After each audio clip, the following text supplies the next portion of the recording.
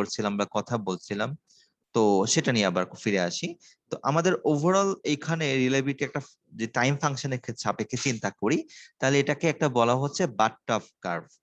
মানে দেখতে আমরা যদি এই ছবিটা ভালো করে দেখি, ডিস্ট্রিবিউশনটা, ডিস্ট্রিবিউশন মানে তো বুঝি আমরা সবাই, আমরা যেহেতু প্রবাবিলিটি করেছি আমরা ডিস্ট্রিবিউশন ডেফিনেটলি বুঝি, বিভিন্ন ডিস্ট্রিবিউশন বিভিন্ন শেপ হয়। তো এটা ডিস্ট্রিবিউশনের ছবিটা দেখা যাচ্ছে, আমি একটু আবার কালার করে দেখানোর চেষ্টা করছি। এটা দেখতে অনেকটা কি বারটফ কার্ভ। কোনো একটা প্রোডাক্টের ক্ষেত্রে বা কোনো একটা সেটআপের ক্ষেত্রে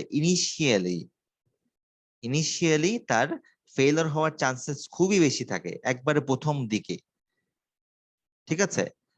বাট একটা সার্টেন পিরিয়ডের পরে ওই ফেলারের চান্সটা স্টেবল হয়ে যায়। দেখো, ইনিশিয়ালি যে ফেলার রেটটা, সেটাকে আমরা বলতেছি আর্লি ফেলার। সেটাকে কি বলছি? আর্লি ফেলার। এবং ফেলার রেটটাকে বলা হচ্ছে কি? ল্যামদা। ফেলার রেটটা কি বলা হচ্ছে? ল্যামদা। তাহলে আর্লি ফেলার কেন হতে পারে? ইলেকট্রনিক্স ইন্ডাস্ট্রির ক্ষেত্রে সবচেয়ে বেশি হয়, সেটা হচ্ছে বার্ন ইন ফেলার। হতে পারে কম্পোনেন্ট গুলো কম্বিনেশন করা হয়েছে, তোমাকে ফোনটা দিল, তুমি ফোনটা দুদিন ইউজ করার পর নষ্ট হয়ে গেছে। এই ধরনের ক্ষেত্রে যদি এরকম ইস্যু হয়, এই ক্ষেত্রে প্রোডাক্টটাকে ঠিক করার সুযোগ থাকে না, বা ঠিক করলেও সামনে ওটা আবার কাস্টমারকে ডিসস্যাটিসফাইড করবে। এই জন্য ওই ধরনের ক্ষেত্রে কোম্পানিগুলা কিছু পলিসি রাখে। দেখবা প্রথম 10 থেকে 15 দিন পর্যন্ত কোনো ইস্যু থাকলে প্রোডাক্ট উইল বি রিপ্লেসড। দেখেছো কখনো? কোম্পানিগুলা বলে যে আপনি আমার প্রোডাক্টটা জি নেন, স্যার। 10 থেকে 15 দিনের মধ্যে আপনার কোনো সমস্যা ফেস করেন, আপনি নিয়ে আসবেন, আমি চেঞ্জ করে আরেকটা দিয়ে দিব আপনাকে। দিস দ্য দেয়ার পলিসি, ঠিক আছে? কারণ তারা জানে কি হবে 10 থেকে 15 দিনের পরে মধ্যে যদি কোনো সমস্যা হয়, এইটাকে রিকভার করার কোনো সুযোগ থাকবে না, বা এটা একটা এক্সট্রিম লেভেলের ফেলিওর হবে। বাট যদি এর পরে হয়, সেক্ষেত্রে ফেলিওর রেটটা আস্তে আস্তে কি হয়, একটা এক্সপোনেনশিয়ালি স্মুথ হয়ে যায়, ওটা অত বাড়ে না বা কমে না, ফিক্স থাকে। তারপরে একটা সার্টেন টাইমের পরে ওটা ফেলিওর হবেই। কেন হবে? ওয়ার আউট বুঝি তো, ম্যানুফ্যাকচারিং এ সবচেয়ে বেশি টার্মটা ইউজ করার কথা, ম্যানুফ্যাকচারিং বা ম্যাটেরিয়ালসে ওয়ার আউট বুঝি। না স্যার। কি বলো, কি অবস্থা? মানে তো দেখি সব ভুলে যাও নাকি, পড়াই না, কোনটা বুঝি না তো। ওয়ার আউট মানে কি? মানে ক্ষয় হয়ে যাওয়া। মনে করো একটা কাটিং টুল দিয়ে তুমি লেদে টার্নিং করছো সকাল থেকে বিকাল, সারাদিন টার্নিং করার পর কি ওইটা লেদের ওই টুলের মাথা ঠিক থাকবে? ওটা মাথাটা ইয়ে হয়ে যাবে না, রাফ হয়ে যাবে না? ওটা তো ঠিক মতো কাজ করবে না, তখন কি করতে হয়? ওটাকে আবার গ্রাইন্ডিং হুইল দিয়ে ঘষে সোজা করে নিতে হয়। কেন? কারণ ওটা যদি শার্পনেস আবার ফিরে আসে। তুমি একটা নাইফ দিয়ে সারাদিন বাসার সবজি কাটছো, সারাদিন সবজি কাটা বা 2 দিন সপ্তাহ সবজি কাটার পর ওটা ধার আগের মতো থাকবে? থাকবে না। একটা সার্টেন টাইমের পরে কি হবে, ওটা ধার দিয়ে দিতে ওটা ক্ষয় হয়ে যাবে। দেখো না বেকারির নাইফ গুলা খেয়াল করে দেখবা, বেকারির দোকানে ওটা কি নর্মাল মোটা হয় না, দেখবে একটা মাথায় চিকন হয়ে গেছে? খেয়াল করছো? এগুলা জি খেয়াল স্যার। এগুলা খেয়াল করবা, বুঝছো? বেকারি নাইফ গুলা দেখবা ইয়ে যেটা ধরে আছে সেই কাঠটা অনেক মোটা, বা নাইফটা অনেক ছুরির মতো চিকন হয়ে গেছে। কেন? ওটা ধার দিতে দিতে বারবার ধার দিয়েছে, বারবার কাজ করেছে, করতে করতে ওটা ওয়ার আউট হয়ে গেছে। একটা সার্টেন টাইমের ওটার কাজে লাগবে না, ওটা ভেঙে পড়ে যাবে। এটা হচ্ছে ওয়াইড আউট ফেলার বলছি। তো বুঝতেই পারছি আমাদের ফেলার রেটটা কি হবে, ইনিশিয়ালি কি হবে, অনেক বেশি হবে, অনেক বেশি। এবং একটা সপ্তাহ 2 সপ্তাহ বা একটা সার্টেন টাইমের পরে খুব তাড়াতাড়ি সেটা কমে যাবে।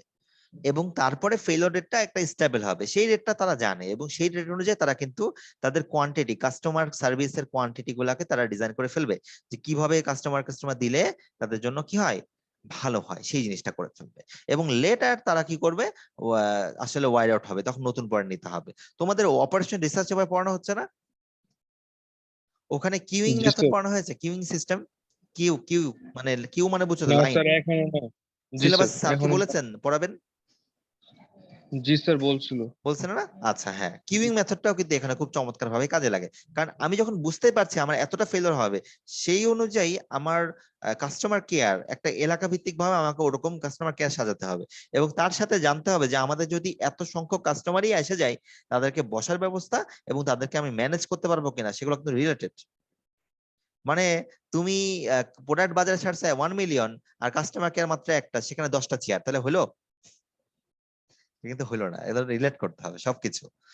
এটার জন্য হচ্ছে প্রপার সায়েন্টিফিক ম্যানেজমেন্ট বলা হয় ইন্ডাস্ট্রিয়াল ইঞ্জিনিয়ারিং কে, অন্যদেরকে এটা বলে না। অন্যরা অর্ধেক অর্ধেক একটু একটু পারে, এখানে কিন্তু সবাইকে চিন্তা করে তারপর ফাইনালাইজ করা হয়। তো গেল, যাই হোক আমরা তাহলে ডিস্ট্রিবিউশনটা মোটামুটি বুঝতে পেরেছি। এখন অঙ্কের মধ্যে চলে যাব।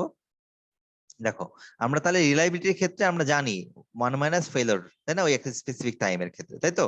এখন এই রিলায়েবিলিটিটাকে আমরা কি বলছি, এক্সপোনেনশিয়াল যেহেতু বাড়ে, এক্সপোনেনশিয়াল যে আমাদের e⁻ ল্যামডা টি, ল্যামডাটা কি একটা স্পেসিফিক টাইমে ফেইলিওর রেট, ল্যামডাটা কি স্পেসিফিক টাইমে ফেইলিওর রেট, আর টিটা কি ওই টাইমটা, ঠিক আছে। কোন একটা স্পেসিফিক মানে টিটা হচ্ছে কতবার ফেলিওর ঘটেছে সেটা হচ্ছে টি। তাহলে আমরা সবসময় মনে রাখবো ল্যামডা হচ্ছে কি ফেলিওর রেট, আর ল্যামডার উল্টাটা কি দেখো তো, মিন টাইম বিটুইন ফেলিওর। সবসময় ল্যামডার ইনভার্সটাই হচ্ছে মিন টাইম বিটুইন ফেলিওর, এটুকু মনে রাখতে হবে। তাহলে ওই কার্ভ অনুযায়ী কিন্তু আমরা এই কোশ্চেনটা পাচ্ছি, সেটা হচ্ছে reliability for the specific time Harijan বা এতবার ফেলিওর হওয়ার টাইম, সেটা হচ্ছে ল্যামডা মাইনাস ল্যামডা টি। এবং এটা হচ্ছে একটা কম্পোনেন্টের ক্ষেত্রে। এখন যখন মাল্টিপল কম্পোনেন্ট প্রোডাক্ট আসবে, তখন আমরা যেটা করি ল্যামডা গুলাকে অ্যাকুমুলেট করি, এক জায়গায় যোগ করি, কখনো যোগ করি বা কখনো বিয়োগ করি, মানে প্যারালাল বা সিরিজ কানেকশন অনুযায়ী চেঞ্জ হতে থাকে। এখন তাহলে চলো একটা অঙ্ক দেখে ফেলি।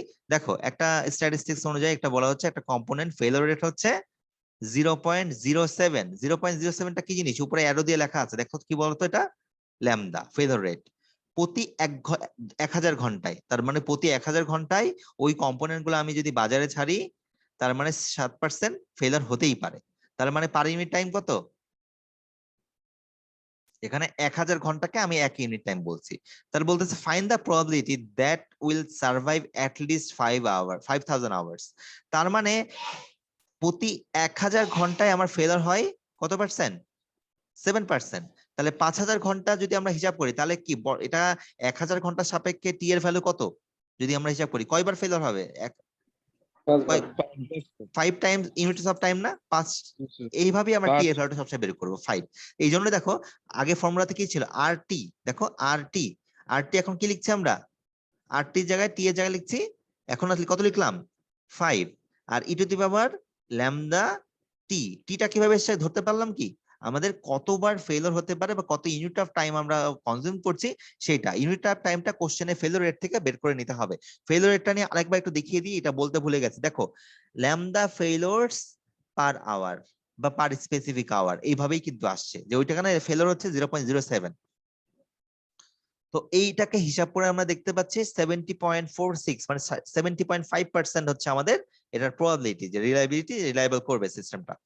এটা গেল সিরিজ, না সরি নর্মাল একটা সেটআপের ক্ষেত্রে। কিন্তু যখন সিরিজ কানেকশন হবে তখন একই জিনিস, এই ইএক্সপি মানে বুঝো তো, ইএক্সপি মনে বুঝো, ওই আগে এক্সপোনেনশিয়াল ই লিখেছি যায়, এটাও একই জিনিস, ক্যালকুলেটরে ইএক্সপি তো দিয়েই তো লেখে নাকি, জি ঠিক আছে। স্যার। তার মূল কথা এটা ইএক্সপি মানে ই। হ্যাঁ, আর এই জায়গাটাতে আছে কি, এই দেখো ল্যামদা, আগে কি ছিল ল্যামদাটি, এখানে এসছে কি যতগুলো ল্যামদা পাচ্ছে সবগুলো ল্যামদার কি এইটুকু, মানে কি বোঝাচ্ছে, সমষ্টি না, যোগফল স্যার, যোগফল সমষ্টি। তার মানে সবগুলা ফেলিওর রেটকে আমি যোগ করে দিব, আর তার সাথে টি তো কিভাবে বের করতে হয় দেখিয়েছি, এইভাবে চলে যাব। তাহলে খুব সহজভাবে বুঝতে পারছি, যদি ল্যামদা আমি জানি, সবগুলা ল্যামদা যোগ করলে আমরা কি পাবো, সামেশন অফ ল্যামদা। আর সেটাকে 1/λ করলে কি পাবো, মিন টাইম বিটুইন ফেলিওর পাবো।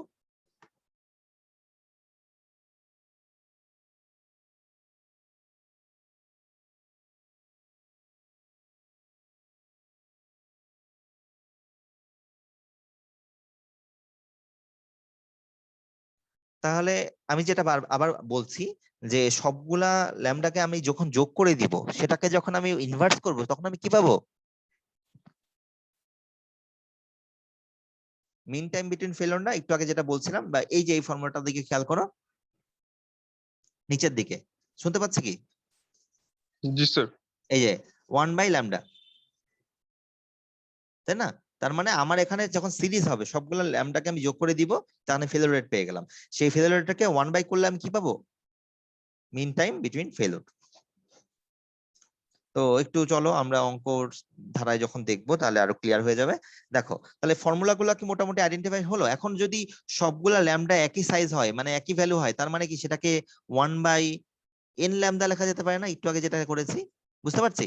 সবগুলো আলাদা আলাদা যোগ না করে এন সংখ্যক, তাহলে কি প্রত্যেকটার ভ্যালুই কত, মনে করো 1%, তাহলে কি 10টা 1%, 10টা ফেলার হচ্ছে রেট, সবগুলো হচ্ছে 1%, তাহলে কি 10টাকে যোগ করা যা কথা গুণ করা একই কথা না এন দিয়ে?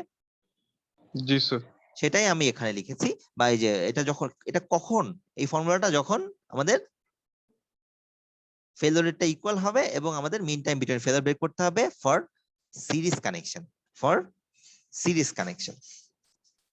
তো এখন একটা অঙ্ক দেখে ফেলবো, চলো দেখি। এখানে যেটা বলতে চাচ্ছে, আমাদের অঙ্কের ফর্মুলাটা এইটুকু তোমরা ভালো করে খেয়াল রাখো, এইটুকু রিলায়েবিলিটি ফর সিরিজ কানেকশন টি এভাবে দেওয়া আছে, এটুকু যদি আমরা ভালো করে খেয়াল করি তাহলে আমাদের প্রথমে বের করতে হবে টি এর ভ্যালু, আর তারপরে বের করতে হবে এটুকুর ভ্যালু, তাই তো?